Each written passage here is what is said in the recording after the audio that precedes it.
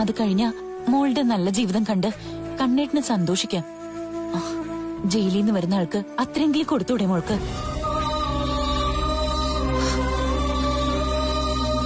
അരുൺ സാറിനെ കുറിച്ച് ഇനി ഒന്നും അന്വേഷിക്കാനില്ല. അദ്ദേഹത്തിന്റെ പ്രവൃത്തികള് അദ്ദേഹം ആരാണെന്ന് നമുക്ക് മനസ്സിലാക്കി തന്നു. ഇനി വേണ്ടത് വിവാഹത്തിന് സമ്മതമാണ് എന്ന മോളുടെ ഒരു വാക്ക് മാത്രമാണ്. നമ്മളൊക്കെ ജനിക്കുമ്പോഴേ ചിലതൊക്കെ എഴുതി വെച്ചിട്ടുണ്ട് അടുത്തി. പ്രസവിച്ചപ്പോഴേ വലിച്ചെറിയപ്പെട്ട ഒരു പെൺകുട്ടി. അവളുടെ ജനനം മുതൽ ദോഷമാണ്. അങ്ങനെയുള്ളവരെ പേറുന്നവരെ അവരുടെ ദോഷവും പിന്തുടരും. മരിക്കുന്നു. അവള് സ്വന്തം ജീവൻ നിലനിർത്താൻ വേണ്ടി നിന്നെ അപകടപ്പെടുത്തുന്ന എന്റെ പേടി. തല്ലുകൊണ്ട കരുണൻ ഇതുവരെ വീടിന് പുറത്തേക്ക് ഇറങ്ങിയിട്ടില്ല. അതുകൊണ്ട് പെട്ടെന്ന് അയാള് ബുദ്ധിമോശമൊന്നും കാണിക്കത്തില്ല. എങ്കിലും സൂക്ഷിക്കണം. വിജിതയുമായിട്ട് പുറത്തേക്ക് പോകുമ്പോ പ്രത്യേകിച്ച്. ഇനിയിപ്പൊ എന്തോന്ന് സൂക്ഷിക്കാനാ സാറേ? ജീവിതം വഴിമുട്ടി. ഭാവിയെപ്പറ്റി ചിന്തിക്കേണ്ട കാര്യവും ഇല്ല. അവളാ നെഞ്ചിലൊരു ഭാരവുമായി എനിക്കൊപ്പം യാത്ര ചെയ്യുന്നത്. ആ ദേ ഇപ്പൊ ഞാൻ മതിലകത്തോട്ട് പോകുന്നത്.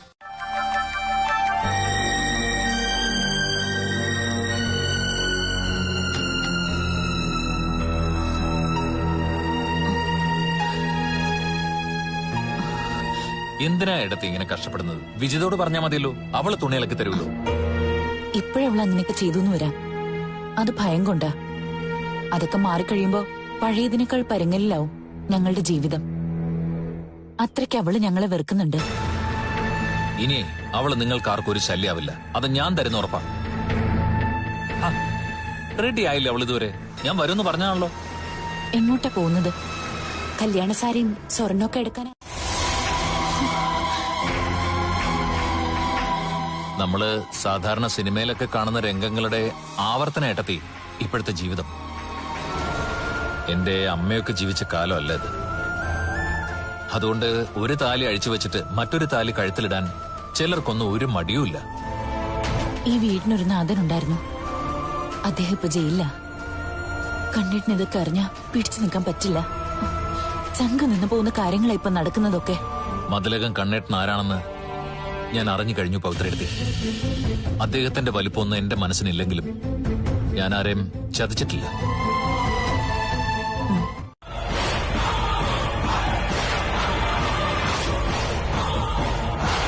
അവന് നിന്നെ വേണോന്ന് പറഞ്ഞു. നിന്റെ അപ്പച്ചിയുടെ ശല്യം സഹിക്കാൻ വയ്യാത്തോണ്ടാ നീ ഇവിടെ ഒന്ന് താമസിക്കുന്നതെന്നും പറഞ്ഞു. അങ്ങനെയാണോ പറഞ്ഞത്? മറ്റെന്തെങ്കിലും അവർക്ക് പറയാനുണ്ടോ? അല്ല, അങ്ങനെയാണെങ്കിൽ ഞാൻ ചോദിച്ചിട്ട് വരാം. അയ്യോ വേണ്ട. ആവശ്യത്തിനുള്ള പണമൊക്കെ എടുത്തിട്ടുണ്ടോ? കാർഡുണ്ട്, അത് മതിയല്ലോ. ഓ, പറഞ്ഞ പോലെ അത് ശരിയാണല്ലോ. അപ്പച്ചി പുറത്തു വരിക്കാം, നമുക്ക് പോവാം. അവര് വരട്ടടി. അവർക്കല്ലായിരുന്നോ നീ ഇവിടെ നിൽക്കാൻ നിർബന്ധം? ഇന്ന് നമ്മൾ തമ്മിലുള്ള ഇരിപ്പോശ അറിയുമ്പോ അവരങ്ങ് നിർത്തിക്കൊള്ളും. ദീപേട്ടാ, വെറുതെ കളിക്കല്ലേ, വാ പോവാം. 4-5 ഗുണ്ടകളെ ഒറ്റയ്ക്ക് നിന്ന് തല്ലിയതാ ആ കൃഷി ഓഫീസർ. ആ, ഉള്ളതൊരുക്ക. നീ ഏതായാലും വെറുതെ കേസിനും വഴക്കിനൊന്നും പോവണ്ട. പോയാലും അയാള് ജാമ്യത്തിൽ ഇറങ്ങി കാവിശ്ശേരി കരുണന്റെ കാലയവാരി അടിക്കും. എന്നാ പിന്നെ പോയാലോ? ബാ കേറിക്കോ.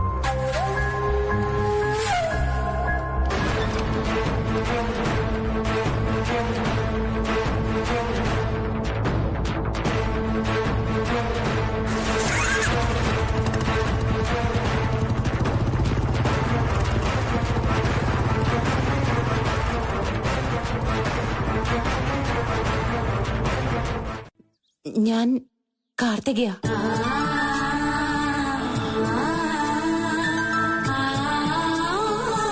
എന്താ വിളിച്ചേ? ദീപേട്ടൻ കുറച്ചു മുമ്പ് ഇവിടെ വന്നിരുന്നു. വിജിതയും കൊണ്ടാ പോയത്. ആ, അവര് കല്യാണ ഡ്രസ്സും സ്വർണ്ണമൊക്കെ എടുക്കാൻ പോയതാ പറഞ്ഞു. പക്ഷേ ഇതെങ്ങോട്ടാ സാറിന്റെ കൂട്ടുകാരന്റെ പോക്ക്? ഒന്നും അറിയില്ല. എല്ലാം മാറിയെന്ന് കാണാനേ കഴിയൂ. നമ്മുടെയൊക്കെ ഉപദേശങ്ങൾക്കപ്പുറത്താ അവന്റെ മനസ്സ്. അത്ര പെട്ടെന്ന് നമ്മുടെ വഴിക്ക് കൊണ്ടുവരാൻ പറ്റില്ല. ഇതുപോലൊരു സംഭവം എന്റെ ജീവിതത്തിൽ ആദ്യമായിട്ടാ കാണുകയും കേൾക്കുകയും ചെയ്യുന്നത്. ഇനി മറ്റു കാര്യങ്ങൾ ചോദിച്ചാലും എനിക്ക് കുഴപ്പമൊന്നുമില്ല. അതല്ലാതെ പിന്നെന്ത് ചോദിക്കാനാ? സ്നേഹിക്കുന്ന ആളോട് ഒരുപാടൊക്കെ ചോദിക്കാൻ കാണില്ലേ? അങ്ങനത്തെ കാര്യങ്ങളൊന്നും ഞങ്ങൾ സംസാരിച്ചിട്ടില്ല. എന്നാ ഇനി മുതൽ സംസാരിച്ചു തുടങ്ങണം. പ്രത്യേകിച്ച് അരുൺ സാർ കാർത്തുവിന്റെ മനസ്സിൽ കടന്നു കയറിയ സ്ഥിതിക്ക്.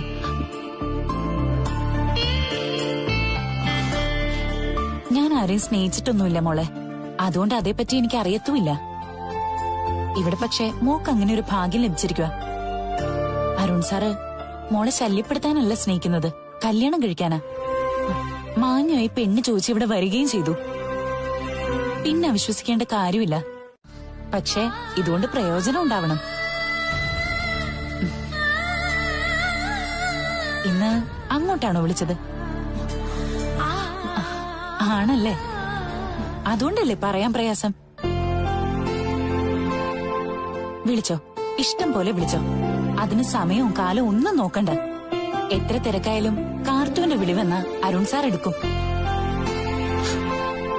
പിന്നെ അദ്ദേഹം ഒന്ന് വിളിച്ചിരുന്നെങ്കിലെന്ന് മോളും ഒന്ന് ആഗ്രഹിക്കും.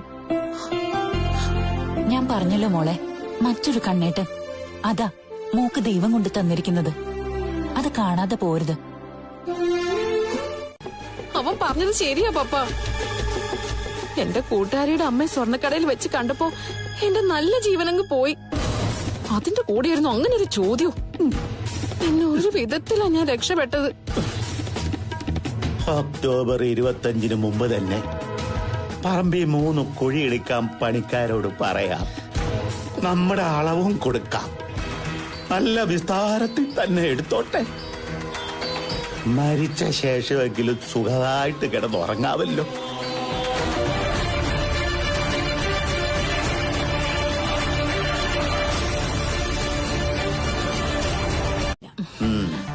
എങ്കിലും ഞാൻ കേട്ടതൊക്കെ സത്യമാണ്.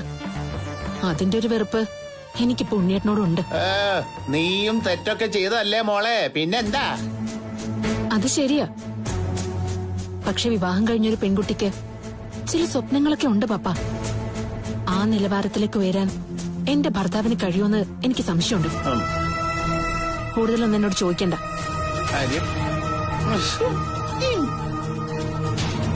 കർണേട്ടാ, അവക്കിന് ദീപനോട് പഴയതുപോലെ പ്രണയം തോന്നി തുടങ്ങിയോ? അതാടി എന്റെ ഒരു സംശയം. രണ്ടുപേരെ ഒരേ സമയം മരുമക്കളെ എന്ന് വിളിക്കേണ്ട നാണക്കേട് ഉണ്ടാകാതിരുന്നാ മതിയായിരുന്നു എന്റെ ദൈവമേ. ഈ വീട്ടിൽ ഇറങ്ങേണ്ടി വന്നാ നിങ്ങൾക്കൊപ്പം എന്നെ അമ്മ ഇറക്കണം. സ്വന്തം വിധി ഞങ്ങൾ കൂടി കിട്ടിയാ സന്തോഷിക്കാം. വിജിത എന്തു പറഞ്ഞാലും ഞങ്ങൾ സഹിക്കും. പക്ഷെ നീ ഈ രീതിയിൽ സംസാരിക്കുന്നത് കേട്ട് നിൽക്കാൻ പ്രയാസമാ, വലിയ പാടാ. ഉണ്ണേട്ടനോട് പറയണമെങ്കിൽ ഒരുപാട് കാര്യങ്ങളുണ്ട് വിജിതയെ കുറിച്ച് പറയാൻ. ഒരുപക്ഷെ നാളേത് ഉണ്ണേട്ടന് മനസ്സിലായിക്കോളും. അവളെ കുറിച്ച് ആരും ഒന്നും പറയണ്ട. അവള് നല്ല പെൺകുട്ടിയാ.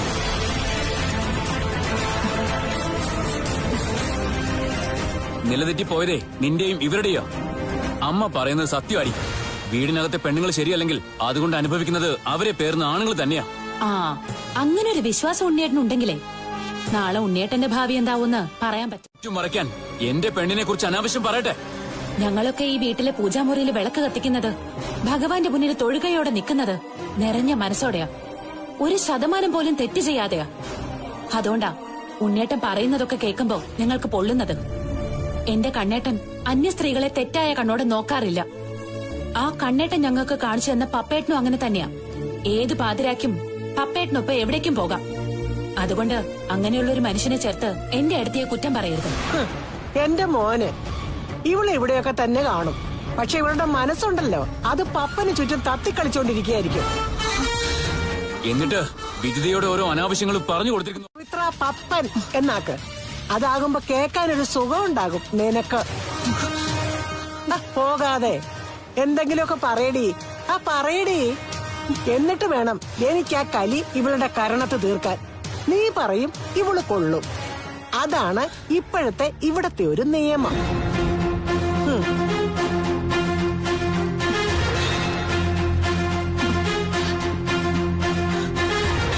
നമ്മൾ പറഞ്ഞതൊക്കെ വിശുദ്ധ കേട്ടെന്ന് തോന്നുന്നു എടുത്തി.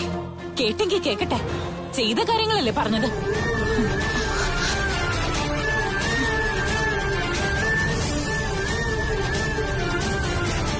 ഒരുപാട് കാണില്ല. എത്ര സ്നേഹിച്ചെന്ന് പറഞ്ഞാലും ജയിലിൽ കിടക്കുന്ന ഒരുത്തിന് വേണ്ടി ഇത്ര നാളും ഒരു പെൺകുട്ടികളും കാത്തിരുന്നെന്ന് വരില്ല. നിന്റെ മനസ്സ് നിനക്ക് മാത്രമേ ഉള്ളൂ. ഇതൊരിക്കലും കൈമോശം വരരുത്. നിന്റെ ഈ സ്വഭാവമാണ് നിന്റെ കരുത്ത്, എന്റെയും. എന്നാ പിന്നെ ഞാൻ നാളെ വരാം ദീപേട്ട. ഇടയ്ക്ക് വിളിക്കോടി. രാത്രി വിളിക്കാം.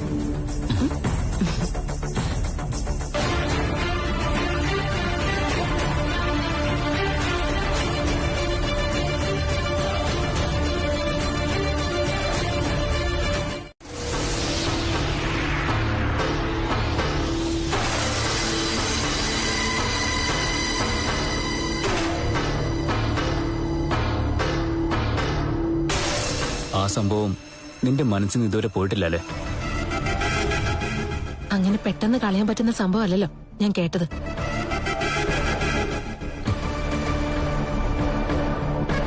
നമ്മളെ തമ്മിൽ തെറ്റിക്കാൻ അവരങ്ങനെ പറഞ്ഞ സ്ഥിതിക്ക് ഇനി പവിത്രടത്തെയും കാർത്തുവും ഇവിടെ വേണമെന്ന് എനിക്കില്ല.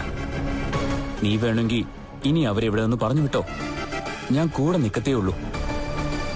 നമ്മുടെ കുടുംബജീവിതം തകർക്കാൻ ശ്രമിക്കുന്നവരെ നമ്മൾ എന്തിനാ സ്നേഹിക്കുന്നത്? ഉറങ്ങാൻ നോക്ക്, ഞാൻ കിടക്കാൻ പോവാം.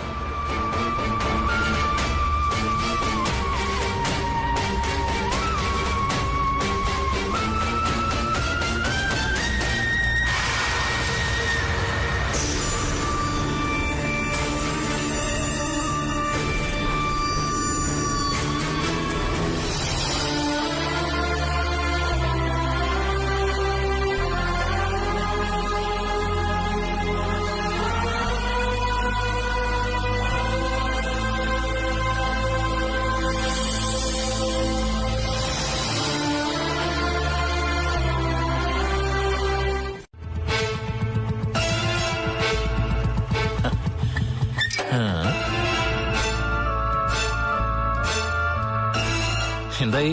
എങ്ങോട്ടാ? ഞാനൊന്ന് കാണാനിരിക്കുമായിരുന്നു. കണ്ടു കഴിഞ്ഞാൽ പറയാൻ പോകുന്നത് എന്താണെന്ന് എനിക്കറിയാം. അരുൺ സാർ അതേപ്പറ്റി സൂചിപ്പിച്ചിരുന്നു. നിരപരാധിയായി ഞാൻ ഇനിയും ജയിലിലേക്ക് പോരുത് അല്ലേ? ഉള്ളിൽ ഒരു സ്നേഹമില്ലാത്തവളെ സ്നേഹിച്ചതാ നിങ്ങൾക്ക് പറ്റിയ തെറ്റ്. ഞാനിതുപോലെ അമ്പലങ്ങളിലേക്ക് പോകുമ്പോ അന്യ ആണുങ്ങളെ കണ്ട അവരുടെ മുഖത്ത് നോക്കാനോ സംസാരിക്കാനോ നിൽക്കില്ലായിരുന്നു. എന്നാൽ ആ സ്വഭാവം മാറ്റിയത് വിജിതയാ. അവള് ചെയ്ത ഓരോരോ കാര്യങ്ങൾ ഓർക്കുമ്പോ അറിയാതെ ഒരു തന്റെ. എന്തായാലും അമ്പലത്തിൽ പോകുമ്പോ സാറിന് വേണ്ടി നന്നായി ഒന്ന് പ്രാർത്ഥിച്ചേക്ക്. കാർത്തു സാറിന്റെ ആവശ്യം അംഗീകരിച്ചില്ലെങ്കിൽ തന്നെ മനസ്സിൽ പ്രതിഷ്ഠിച്ച് നടക്കുക സാറ്. അങ്ങനെ നമ്മളെ സ്നേഹിക്കുന്നവർ കുറച്ചേ കാണും. അവരുടെ ആരോഗ്യത്തിനും ആയുസിനും ഒക്കെ വേണ്ടി പ്രാർത്ഥിക്കുന്നതിൽ തെറ്റൊന്നുമില്ല.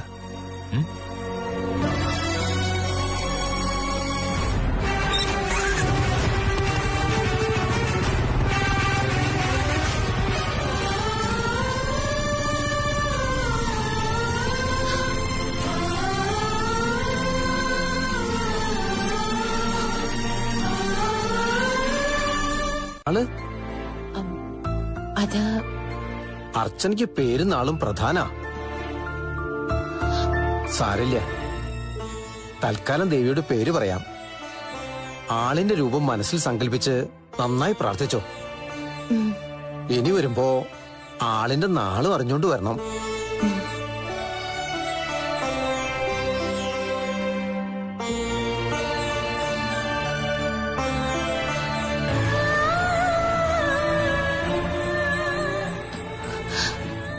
എന്റെ ദേവി, അരുൺ സാറിന് ഒരു അബദ്ധം വരുത്തല്ലേ.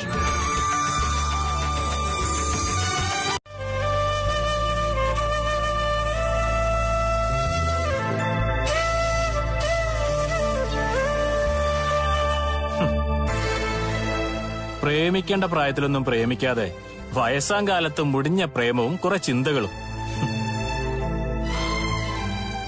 കണ്ണേട്ടനെ ജയിലിൽ നിന്ന് ഇറക്കാൻ എന്തെങ്കിലും വഴിയുണ്ടോ? കൃഷിമന്ത്രി ഉൾപ്പെടെ പലരുണ്ടല്ലോ പരിചയക്കാര്. പിന്നെ നീ എന്താ ശ്രമിക്കാത്തത്?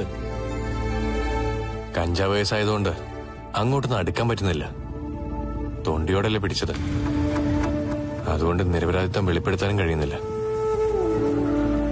കണ്ണേട്ടനെ പുറത്തു കൊണ്ടുവരാൻ കഴിഞ്ഞിരുന്നെങ്കിൽ കാർത്തൂന് എന്നോടുള്ള ഇഷ്ടം കുറച്ച് കൂടും.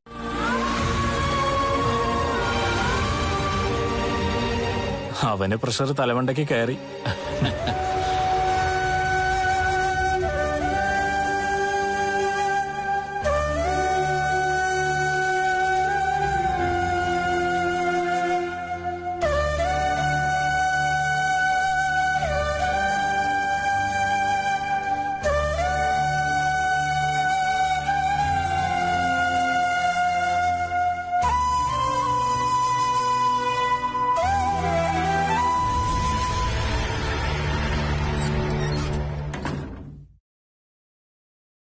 കയറിയിട്ടുണ്ടാവും. അങ്ങനെ വന്നാ പിന്നെ എന്നും അമ്പലത്തിൽ പോവാൻ തോന്നും. ദേവിയെ കാണുന്നതോടൊപ്പം ദേവനെ കാണാനും. മോള് സ്നേഹിക്കുന്ന ദേവനെ. ദേ ഇങ്ങനെയൊക്കെ പറഞ്ഞ് എടുത്ത് എന്റെ അമ്പലത്തിൽ പോക്ക് മുടക്കരുത് കേട്ടോ. അരുൺ സാറിനെ പരിചയപ്പെടുന്നതിന് മുമ്പും ഞാൻ നിത്യേന അമ്പലത്തിൽ പോവാറുണ്ട്. ആ അത് ശരിയാ. ഇപ്പൊ അവിടേക്ക് പോവാൻ കുറച്ചുകൂടെ ഉത്സാഹം ഉണ്ടോന്നൊരു സംശയം. അങ്ങനെ പ്രത്യേകിച്ച് ഒരു ഉത്സാഹവും ഇല്ല. നേരത്തെ അരുൺ സാർ എന്നെ കാത്ത് അവിടെ നിൽക്കുന്നോണ്ട് എനിക്ക് അങ്ങോട്ട് പോവാൻ ഒരു സങ്കോചം ഉണ്ടായിരുന്നു. ആള് മാന്യനാണെന്ന് അറിഞ്ഞോണ്ട് ഇപ്പൊ അതില്ല. അത്രേ ഉള്ളൂ എന്ന് കരുതി ഏട്ടത്തി കാട് കയറി ചിന്തിക്കും. അതുകൊണ്ടാ ഇത്തരം സംസാരങ്ങള് എന്റെ ഭാഗത്തുനിന്നുണ്ടായത്. വെറുതെ ഏട്ടത്തി ഇതാരോടും പറയല്ലേ. അല്ലെങ്കിൽ തന്നെ കഥകൾ ഉണ്ടാക്കുന്നവരാ ഇതിനകത്തുള്ളവര്. മോളെ അരുൺ സാറിനെയും ചേർത്ത് കഥകൾ ഉണ്ടാക്കുന്നവരെ അങ്ങ് ഉണ്ടാക്കിക്കോട്ടെ. അതുകൊണ്ട് മോക്ക് നഷ്ടമൊന്നും വരില്ല. ഞാനൊന്ന് പുറത്തു പോയിട്ട് വരാം. വീണ്ടും അമ്പലത്തിലേക്കാണോ? അല്ല,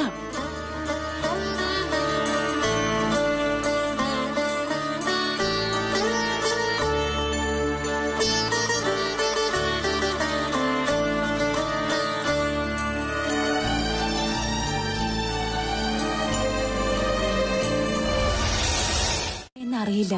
അതിനെന്താ, ഞാൻ പോയി ഒന്ന് അന്വേഷിക്കാം. അരുൺ സാറിന്റെ വിവരങ്ങൾ അറിയാം. മോൾ ആകാംക്ഷയോടെ കാത്തിരിക്കാന്നും പറയാം. അയ്യോ, അതൊന്നും വേണ്ട. സാറൊരു നല്ല ആളാണെന്ന് അറിയാം. അതുകൊണ്ട് ആപത്തൊന്നും വരരുതെന്ന പ്രാർത്ഥന. അല്ല, മോൾക്ക് സാറിന് ഇഷ്ടമല്ലല്ലോ. അതുകൊണ്ട് പിന്നെ എന്തു വന്നാലും എന്താ? അത് കല്യാണം കഴിക്കണമെന്നൊക്കെ പറഞ്ഞപ്പോ എതിർത്തു. അതിന്റെ അർത്ഥം അദ്ദേഹത്തെ ഇഷ്ടമല്ല എന്നല്ല. എന്നാ പിന്നെ അരുൺ സാറിനെ കാണുമ്പോ കാർത്തൂന് ഇഷ്ടമാണെന്ന് പറയട്ടെ. അദ്ദേഹത്തിന്റെ അവസ്ഥ ഒന്ന് അറിഞ്ഞു വന്നാ മതി. അല്ലാതൊന്നും പറയണ്ട. കാർത്തു അന്വേഷിച്ചൊന്നും പറയണ്ട. പറയണ്ട.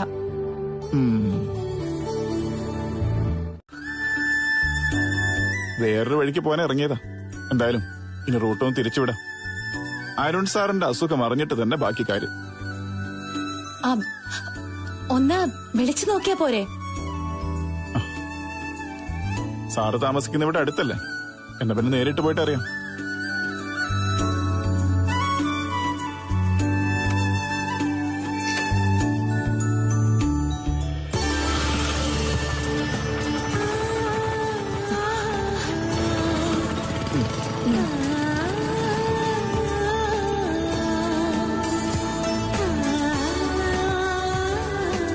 വിളിക്കുകയും ചെയ്തു, വരികയും ചെയ്തു. അത് പറയുമ്പോഴേക്കും വിളിക്കൂ. സാറിന് എന്താ എത്ര വെപ്രാളം? കുറച്ചേരം കഴിയട്ടെ സാറേ. അല്ലെങ്കിലും ഈ പ്രേമിക്കുന്ന പെൺകുട്ടികൾക്ക് ഇങ്ങോട്ട് വിളിക്കാനേ കുറച്ച് ബുദ്ധിമുട്ടായിരിക്കും. കുറച്ചല്ല, ഒരുപാട് ബുദ്ധിമുട്ടാ. പിന്നെ എന്തിനാ ഇത്ര പ്രയാസപ്പെട്ടൊരു കള്ളം പറഞ്ഞ്?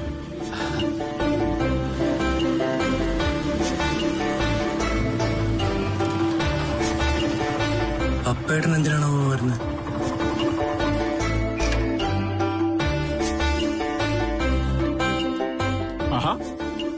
പനിയാണെന്ന് പറഞ്ഞിട്ട് കുഴപ്പമൊന്നും കാണുന്നില്ലല്ലോ.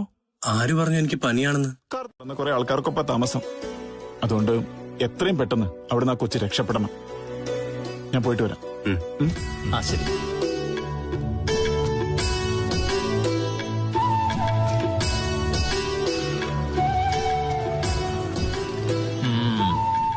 ഇപ്പൊ എന്തു പറയുന്നു സാറേ?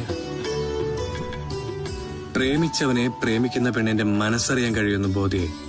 90% പെൺകുട്ടികളുടെയും സൈക്കോളജി ഇത് തന്നെ. എന്നാ സാറിന് ബുദ്ധി പറഞ്ഞതെന്ന് എനിക്ക് പിഴവ് പറ്റിപ്പോയി. ഒരുത്തി എന്നെ ചിരിച്ചുകൊണ്ട് തന്നെ കൊന്നു. ഇപ്പൊ ഇവളുടെ പേരിലാ. അതുകൊണ്ട് കണ്ണന് തല ചായ്ക്കാനൊരു ഇട ഇവിടെ കാണുമോ? നീ എന്തിനാടാ കണ്ണന്റെ കാര്യം അന്വേഷിക്കുന്നത്? ഇത് നിന്റെ വീടാണോ ഇവിടെ വന്നൊന്ന് പ്രസംഗിക്കാൻ? എന്താടി, രാത്രിയും മാത്രമല്ല പകലും നിനക്ക് ഇവനെ കാണണോ? കണ്ണന്റെ അമ്മ എന്നൊരു ബഹുമാനം ഞാൻ നിങ്ങൾക്ക് തരുന്നുണ്ട്. അല്ലെങ്കിൽ ഈ തരം താണ സംസാരത്തിന് അതേ നാണയത്തിൽ മറുപടി പറയാൻ എനിക്കറിയാം. നീ പറയടാ, പറഞ്ഞു തെളിയേ. നിൽക്കുന്നു തെളിഞ്ഞൊരു വിത്ത്. എടി പറഞ്ഞു കൊടുക്കണേ, രാത്രി വരെയും പോവുകയും ചെയ്യുന്ന ആരാന്ന് പറഞ്ഞു കൊടുക്കണേ. പപ്പേട്ടൻ പോയേ. അയാൾ ഇവിടെ വരുന്നത് ഞങ്ങൾക്ക് ഇഷ്ടമല്ല. നിങ്ങൾക്ക് സംസാരിക്കണമെങ്കിൽ പുറത്തു വെച്ച് ആയിക്കൂടെ? പറഞ്ഞത് കേട്ടോടി. നിനക്കവനെ കണ്ടേ പറ്റുമെന്നുണ്ടെങ്കിൽ കണ്ണന്റെ കുഞ്ഞിനെ ഇവിടെ നിർത്തിയിട്ട് നീ ഇറങ്ങിപ്പോ. അങ്ങനെ പോണമെങ്കിൽ എന്റെ മോളും കാർത്തും എന്നോടൊപ്പം ഉണ്ടാവും. ഞാൻ എവിടെയാണെങ്കിലും അവരെ കൂടെ കൂട്ടണമെന്നാ കണ്ണേട്ടൻ പറഞ്ഞിരിക്കുന്നത്.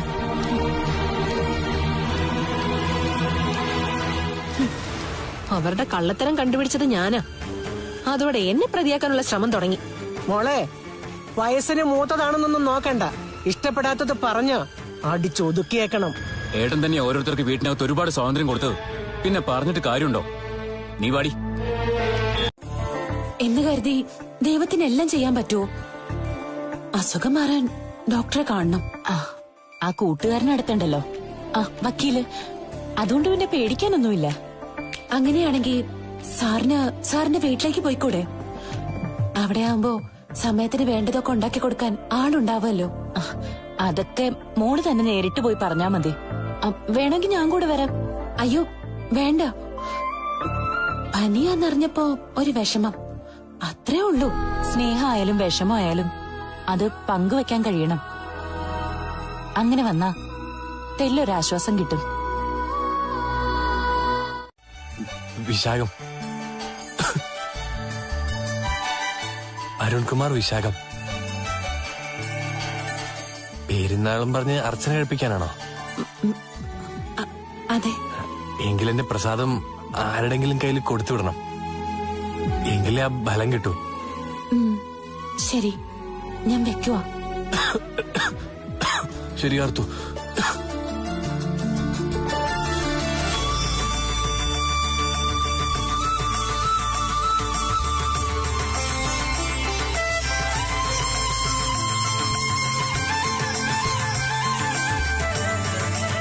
പറഞ്ഞതാണല്ലോ, അതൊന്നും അദ്ദേഹത്തിനൊരു പ്രശ്നമല്ലെങ്കിൽ പിന്നെ മോക്കെന്താ? അദ്ദേഹത്തിന് അതൊരു പ്രശ്നമല്ലായിരിക്കും. എന്നാ കണ്ണേട്ടനെ പോലൊരു വിധി അരുൺ സാറിനുണ്ടായാ അതെനിക്ക് സഹിക്കാൻ പറ്റില്ല. നമ്മൾ സ്നേഹിക്കുന്നവർ സന്തോഷത്തോടെ കഴിയണം, അത് കാണണം. അതല്ലേ നമുക്ക് വേണ്ടത്.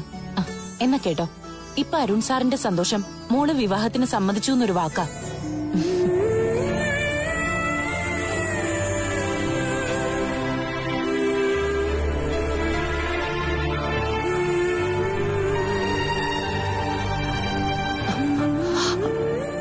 അരുൺകുമാർ വിശാഖം.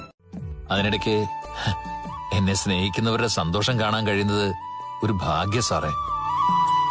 അതിന് നീ എങ്ങോട്ടാ പോകുന്നത്? എനിക്ക് പോകാൻ ഒരിടമുണ്ട്. അവിടേക്കുള്ള തോണി അടുക്കാറായി. അതിനുമുമ്പ് കാർത്തും സാറും ഒന്നിക്കൊന്ന് വാർത്ത കേൾക്കണം.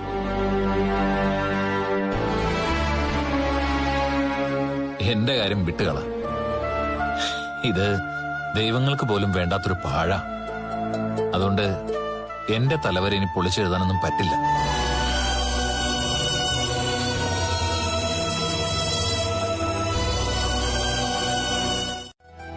വീടെവിടാ? എന്റെയോ? എന്റെ വീട് കാർത്തൂനറിയില്ലേ? അതല്ല, ഞാൻ അരുൺ സാറിന്റെ. ഓ, അല്ല, അരുൺ സാറിന് വേണ്ടി നന്നായി പ്രാർത്ഥിച്ചായിരുന്നോ? അർച്ചനയൊക്കെ കഴിപ്പിച്ചായിരുന്നു. ഒരാൾക്ക് വയ്യാതെ വരുമ്പോ അയാൾക്ക് വേണ്ടി പ്രാർത്ഥിക്കുന്നതും വഴിപാട് കഴിക്കുന്നതും തെറ്റാണോ? അയ്യോ, തെറ്റാന്ന് ഞാൻ പറഞ്ഞോ? അങ്ങനെ തന്നെ വേണ്ടത്. ഇവിടുന്ന് ഒരു 1/2 കിലോമീറ്റർ പോകുമ്പോ ആത്മാവ് ജംഗ്ഷനായി. അതെനിക്കറിയാം പപ്പേട്ട. അവിടെ ഒരു അമ്പലം ഉണ്ടല്ലോ. ആ അമ്പലത്തിനോട് ചേർന്ന് ലെഫ്റ്റിലേക്ക്. സാറ് കാർത്തുവിനെ മനസ്സിൽ പ്രതിഷ്ഠിച്ചുകൊണ്ട് നടക്കാൻ തുടങ്ങിയിട്ട് നാള് കുറേയായി. അതുകൊണ്ട് കാർത്തുവിനെ കുറിച്ച് കേൾക്കുന്നതും സംസാരിക്കുന്നതും സാറിന് ഏറെ ഇഷ്ടമാ. ഞാൻ പോയിട്ട് വരാം പപ്പേട്ട.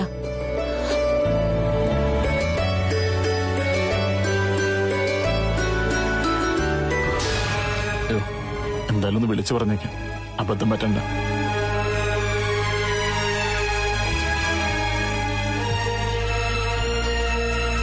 ചേട്ടാ, കുഴഞ്ഞല്ലോ. ആ വക്കീലിന്റെ നമ്പർ ആണെങ്കിൽ എന്റെ കയ്യിലില്ല.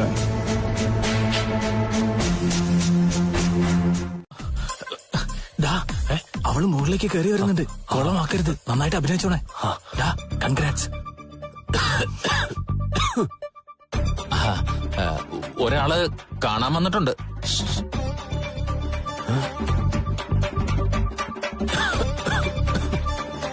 കേറി വരൂ.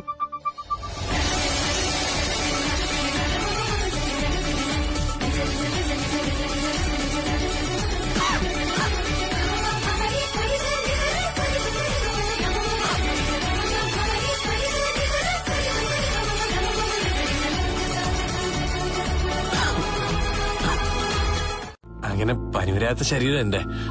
കുറെ നാളുകൾക്ക് ശേഷമോ ഇങ്ങനെ കിടപ്പിലാവുന്നത്. അഖില് പറഞ്ഞ നേരാ. ഇന്നലെ ചുമ കാരണം ഉറങ്ങാൻ പറ്റിയില്ല. അവനെ ഉറക്കിയിട്ടില്ല. പിന്നെ നേരം വിളിക്കുന്നതിന് മുമ്പ് ദീപനെത്തി രണ്ടാളും കൂടി തുളസിയിലയും കുരുമുളകും കൂട്ടി കഷായം ഉണ്ടായിക്കൊണ്ടിരിക്കായിരുന്നു. കഞ്ഞിയും കഷായം വേണമെങ്കിൽ ഉണ്ടാക്കി പപ്പേട്ടന്റെ കയ്യിൽ കൊടുത്തു വിടാം. അയ്യോ വേണ്ട.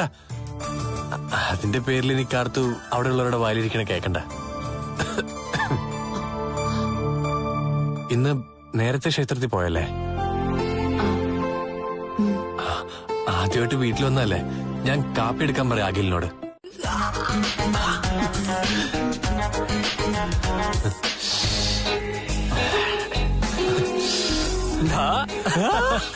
അവന്റെ ഒരു സന്തോഷം കണ്ടില്ലേ?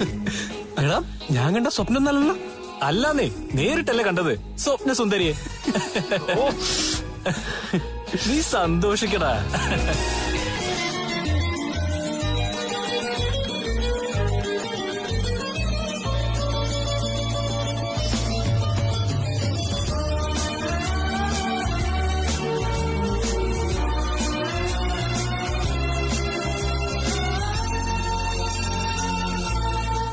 വരാൻ പറ്റിയില്ലെങ്കിലും ഇടയ്ക്കിടയ്ക്ക് വിളിക്കണം. അത് സാറിന് വലിയ ആശ്വാസമായിരിക്കും. അതൊക്കെ ഞാൻ ചെയ്തോളാം. അതുകൊണ്ട് അസുഖം മാറൂ. അതും ശരിയാ. പിന്നെ കാർത്തു നന്നായി പ്രാർത്ഥിച്ചല്ലോ. സ്നേഹമുള്ളവര് പ്രാർത്ഥിച്ച അസുഖം മാറി നിൽക്കും. എന്നാൽ എല്ലാറ്റിനും ആത്മാർത്ഥത വേണം. സ്നേഹത്തിനായാലും പ്രാർത്ഥനയ്ക്കായാലും.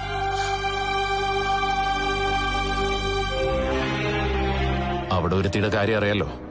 2-3 ദിവസം കഴിഞ്ഞാ ഞങ്ങളുടെ വിവാഹം. എന്താ നിങ്ങളുടെ മനസ്സിലെന്ന് ഞങ്ങളൊക്കെ ഭയന്നിരിക്കുവാ.